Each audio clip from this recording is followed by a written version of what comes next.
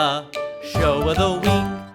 Hello and welcome to Show of the Week, the weekly segment where we talk musical theater and where I wear flannel. You know, a lot of people ask me what my favorite musical is, and I will never be able to answer that question. There's just too many to count. But this week's Show of the Week, The Drowsy Chaperone, certainly comes close to being my favorite musical. It's certainly up there.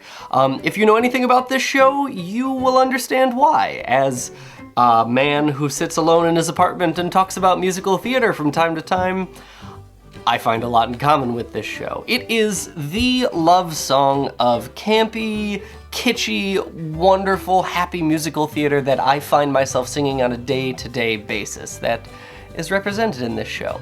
Did you know that this show was originally written as a stag party gift for Bob Martin? Does that name sound familiar? He's the main character in The Drowsy Chaperone, the meta show.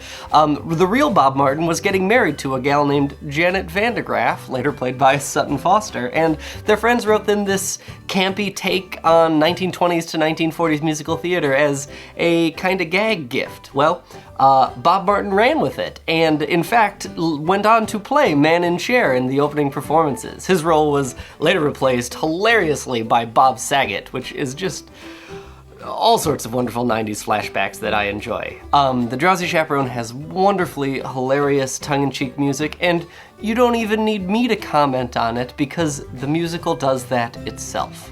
So, go stumble along, go get your cold feet on, and listen to The Drowsy Chaperone this week. That's all I got. I'll see you next week. Bye-bye.